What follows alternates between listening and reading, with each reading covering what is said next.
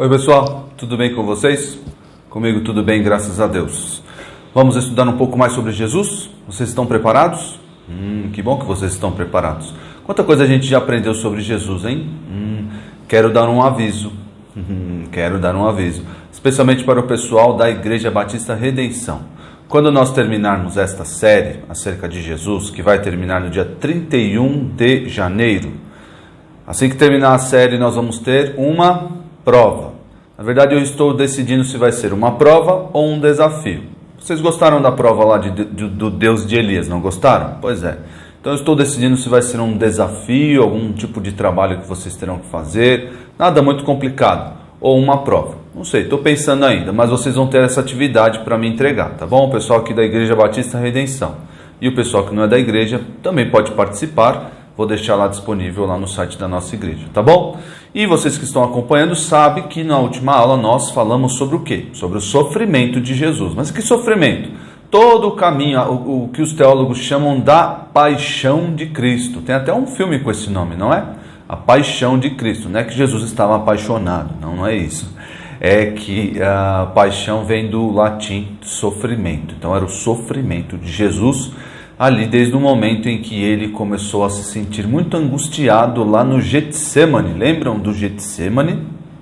Sim, Jesus subiu ao Getsemane, foi ao jardim do Getsemane para orar, e lá ele, uma angústia muito grande, começou a sofrer. Foi onde ele fez aquela pergunta lá: Pai, passa de mim esse cálice. O que é um cálice? O cálice é um copo, nós conhecemos como uma espécie de copo, mas o que Jesus estava dizendo ali: passa de mim esse cálice que eu vou ter que tomar, que não é gostoso, que era a morte. Jesus teria que tomar ali a morte, experimentar a morte. Mas qual é o final da oração dele? Mas não seja feita a minha, mas a tua vontade. Então, desde esse momento nós fomos aí até o momento da crucificação, e vamos estudar hoje a crucificação, a morte de Jesus. Vocês, para conhecer o relato bíblico, aqui eu não quero necessariamente falar, aconteceu isso, aconteceu aquilo, aconteceu. Vocês precisam ler a Bíblia. Não adianta eu vim aqui falar o que aconteceu. Vocês, lendo a Bíblia em Lucas, em Mateus, em João, vocês vão aprender o que aconteceu com Jesus na sua crucificação, tá bom? Eu não citei Marcos porque Marcos é bem pouquinho, mas se vocês querem saber bastante sobre a crucificação de Jesus, leiam o relato de Mateus e de Lucas, especialmente o de Lucas. Eu gosto muito do de Lucas porque Lucas era médico e ele coloca alguns detalhes interessantes na história de Jesus, na sua crucificação, e que culminou com a sua morte. Mas você deixa a sua Bíblia aberta aí em Lucas no capítulo 23, a partir do versículo 33, Lucas 23, a partir do versículo 33, você vai acompanhar aí a crucificação. Jesus estava lá. Nós sabemos que um discípulo de Jesus o ajudou a levar a cruz, porque a cruz era muito pesada. A cruz era, na verdade, você poderia carregar só aquela estaca. Na verdade, Jesus carregou não a cruz inteira, mas só aquela estaca. Muito provavelmente isso aconteceu, que já era presa nos seus braços. Então, aquela estaca que ia ali na horizontal, porque a estaca que estava na vertical provavelmente já estava lá fixada. Nós não sabemos. Uma das possibilidades é essa, que Jesus carregou somente essa a estaca, né, essa tora de madeira, para depois ser colocado lá na cruz. E aí Jesus já tinha sido açoitado, Jesus já tinha sofrido muito, o seu corpo estava dilacerado pelos açoites que ele havia sofrido, porque Pilatos, antes de sentenciar Jesus, o que Pilatos fez? Vai lá, açoita esse homem e vê se os judeus se contentam com isso. Então foi lá, o soldado açoitou Jesus, voltaram com ele todo açoitado, todo ensanguentado, e aí Pilatos perguntou: o que vocês querem que eu faça com esse homem? Eu não achei nele nenhuma condenação. Aí as pessoas disseram: crucifica-o. E aí Pilatos lavou a mão, não quer saber de nada, e por querer agradar o povo, foi lá e sentenciou Jesus à morte por crucificação. E só os piores homens, os piores ladrões, bandidos, assassinos, os piores crimes eram sentenciados com a crucificação. Então, Jesus sofreu de fato uma morte humilhante. Sim, a morte de Jesus foi humilhante. Anota aí, isso é importante para a nossa teologia, saber que a morte de Jesus foi humilhante. Por quê? Porque uma profecia diz que ele foi crucificado entre os malfeitores. Olha só lá no versículo 33. Quando chegaram ao lugar chamado Calvário ou Gólgota, isso traduzido chamava caveira, porque era um monte, era uma colina que parecia uma caveira. As pessoas eram crucificadas ali, bem como aos malfeitores, um à direita, outro à esquerda. Jesus disse fez uma oração ali: Pai, perdoa-lhes porque eles não sabem o que fazem. Então, nesse momento de angústia, sendo humilhado, ultrajado, injustiçado, o que Jesus fez? Pediu que Deus perdoasse os seus algozes, aqueles que estavam maltratando, julgando, cuspindo, humilhando ele. Olha só que exemplo que Jesus já deu aqui, hein? Quando nós somos humilhados por causa do Evangelho, o que devemos fazer? A mesma postura de Jesus. Nós não podemos nos insurgir e meter a boca no trombone, e falar, e xingar, e humilhar. Olha o que Jesus fez, pediu para que o Pai perdoasse aqueles que estavam ali humilhando ele, xingando, ultrajando ele. E muito bem, se você acompanhar aí todo o relato, está aí, os malfeitores falam com Jesus, eles falam com Jesus, enquanto estão ali crucificados. Um dos malfeitores não creu em Jesus, pelo contrário, ficava ali desafiando Jesus, falou: se você diz que é o Filho de Deus, desce daí, salva a ti e salva a gente também. Mas o outro advertiu: não fale assim, esse homem, na verdade, não fale assim, né? Porque ele recebeu um castigo. Nós recebemos o castigo porque fizemos o que é mal. Ele está recebendo um castigo que ele não merece.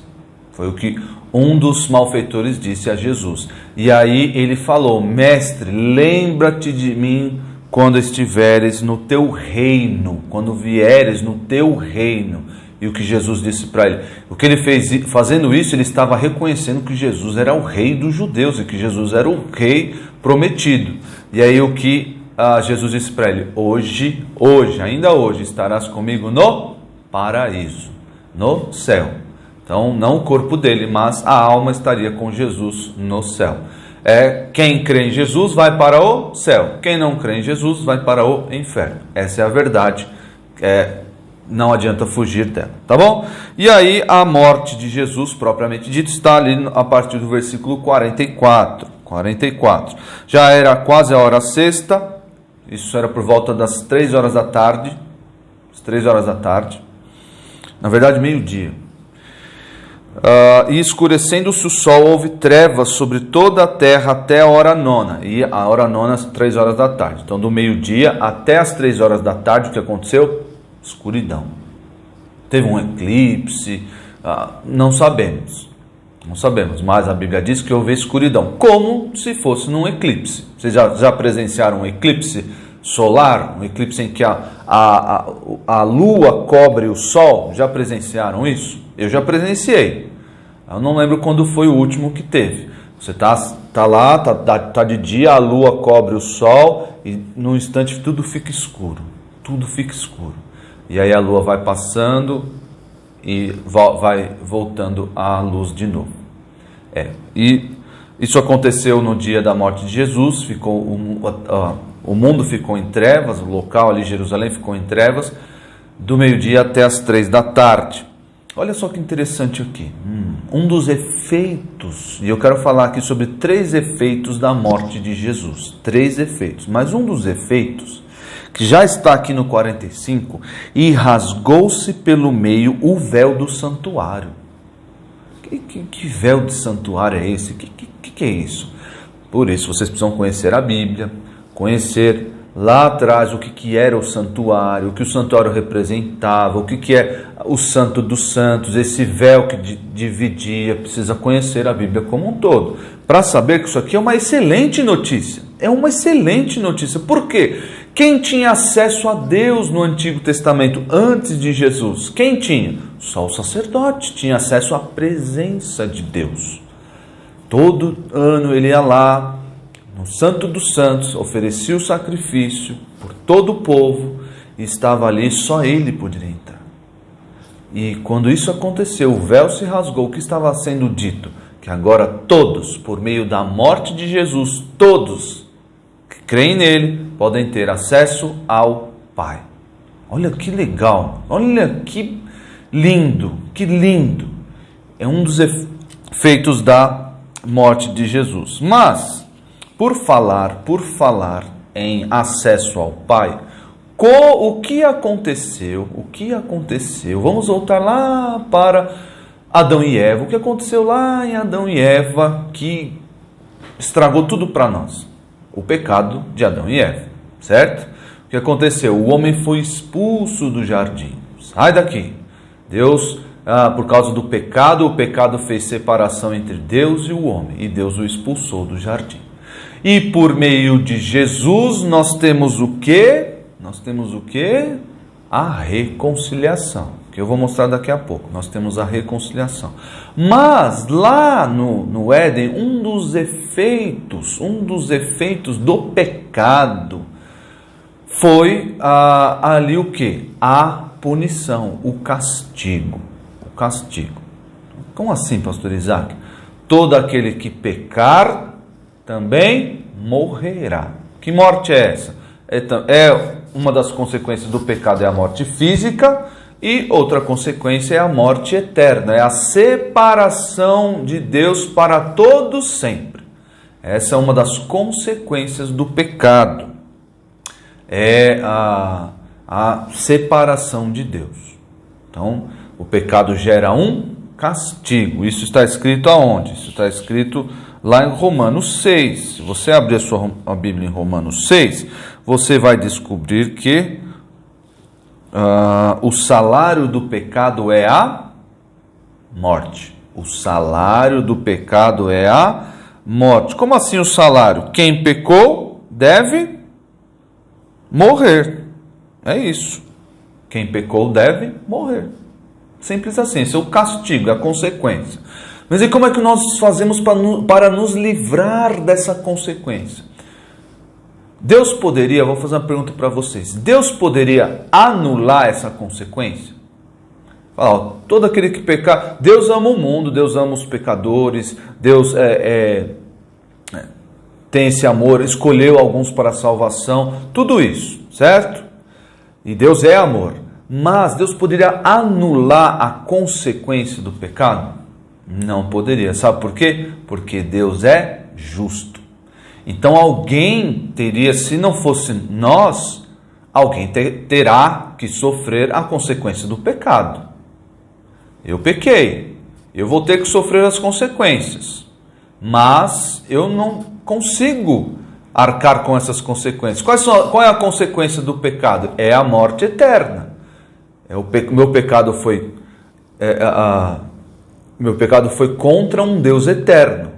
Contra ele que eu pequei. Então o meu salário, a consequência é a morte eterna.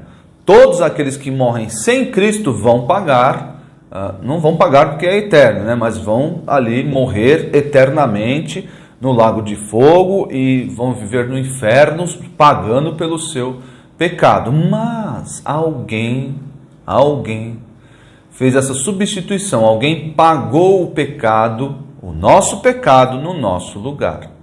Então o que isso quer dizer? Que essa dívida do nosso pecado, ela foi paga por Jesus, no nosso lugar, em nosso favor. E isso causou o quê? Um dos efeitos da morte de Jesus é a propiciação. Propiciação. O que é isso? Que palavra nova, difícil é essa? Propiciação. Anota aí para você entender. Olha só em 1 João 4, no versículo 10, você vai entender o que é essa propiciação. 1 João 4, 10, abra sua Bíblia, não deixe de abrir. Nisto consiste o amor. Deus é amor, nós sabemos que Deus é amor. Não em que nós tenhamos amado a Deus, olha só, nada parte de nós, mas Deus, Ele que nos amou e enviou seu Filho, como propiciação pelos nossos pecados. Esse pagamento que Jesus fez tornou Deus propício a nós, aqueles que creem em seu Filho. Agora Deus olha para nós, Ele não vê mais o pecado, Ele não mais nos sentencia. Nós agora somos beneficiados pela morte de Jesus. Então a morte de Jesus foi o pagamento aí. Todos aqueles que creem em Jesus se beneficiam da sua morte. Então Deus nos amou e enviou seu Filho como propiciação pelos nossos pecados. Deus viu lá no Éden, o homem nunca vai ser capaz de pagar este custo, essa consequência pelo seu pecado. Então eu vou fazer o quê? Enviar o meu Filho e Ele vai pagar. E todo aquele que crer no meu Filho vai ter aí o benefício, vai ter a propiciação dos pecados, o perdão dos pecados. Pagou a dívida, acabou. Colossenses vai falar que nós não temos mais dívida com Deus, com relação ao nosso pecado. Mas não só isso, isso já foi algo maravilhoso, certo? Algo maravilhoso. Mas olha só, Deus nos amou tanto, tanto, tanto, que nós estávamos escravizados, nós éramos escravos do nosso pecado.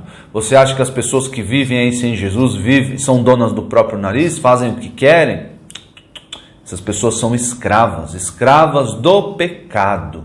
Elas vivem pecando, adoram o pecado, arcam com as consequências do pecado e, se morrerem sem Jesus, vão arcar com as consequências eternas do pecado. Mas Deus nos amou tanto, tanto, que quis nos resgatar dessa escravidão.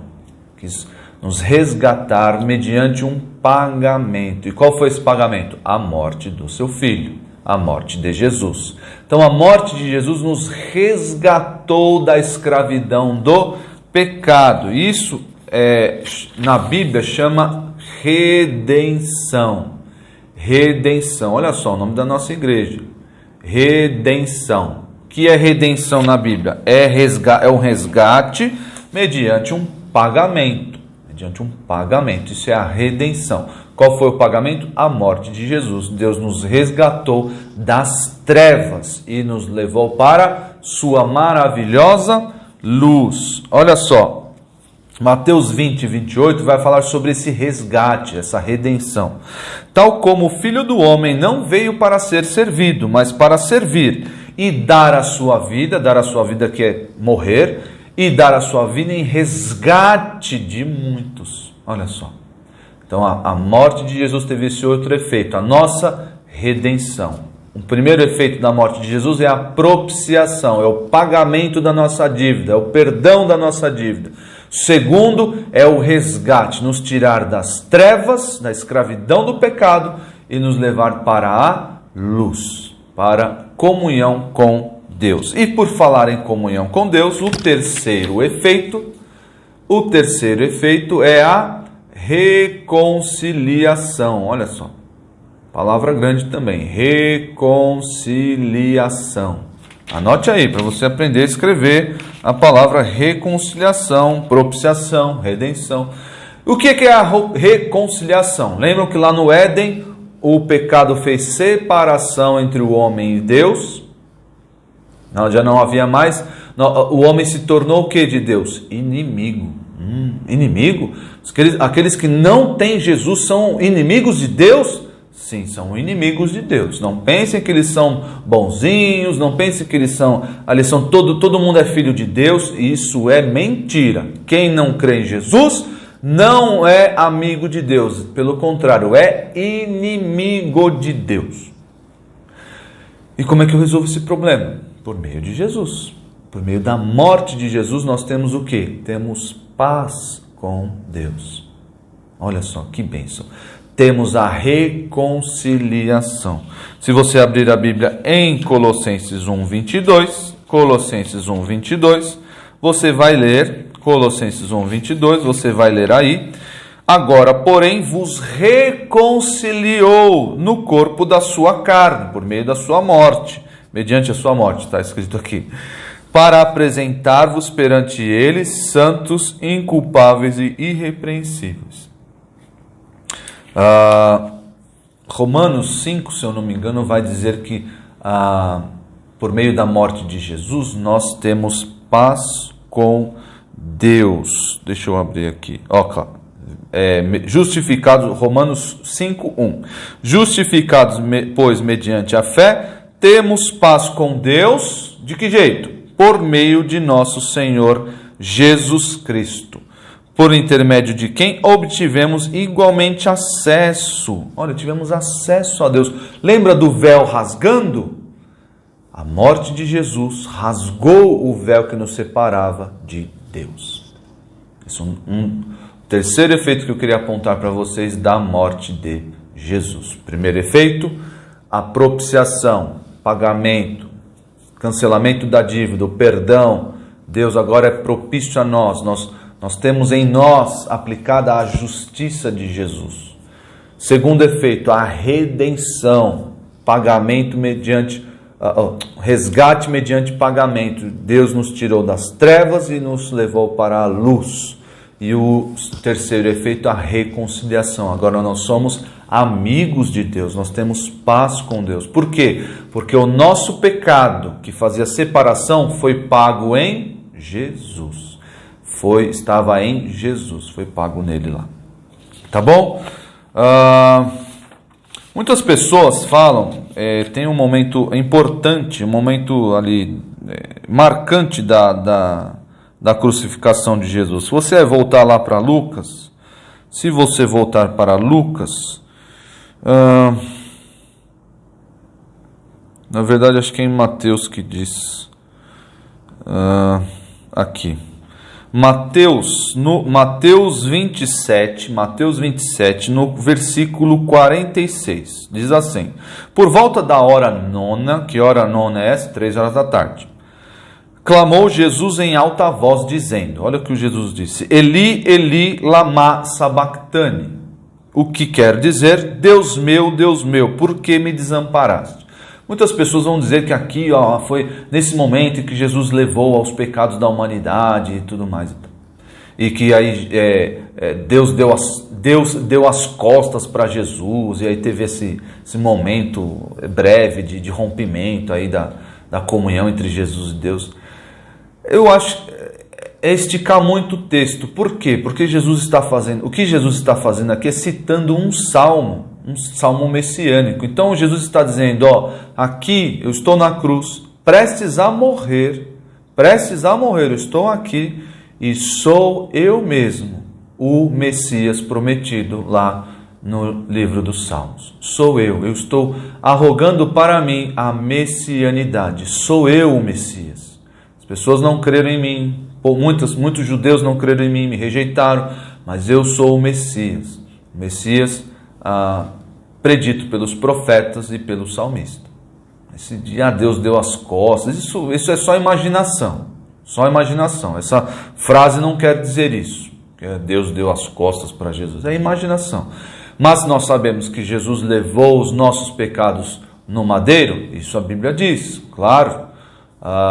Que Jesus pagou a nossa dívida na cruz, isso a Bíblia diz, claro que a Bíblia diz. Então esse é um momento ali marcante da história de Jesus na crucificação, da sua morte. E outro momento, no versículo 46, aí foi a morte definitiva de Jesus, o seu corpo morreu. Então Jesus clamou em alta voz, Pai, nas tuas mãos entrego o meu espírito. Isso está em Lucas 23, no versículo 46. E dito isto, expirou.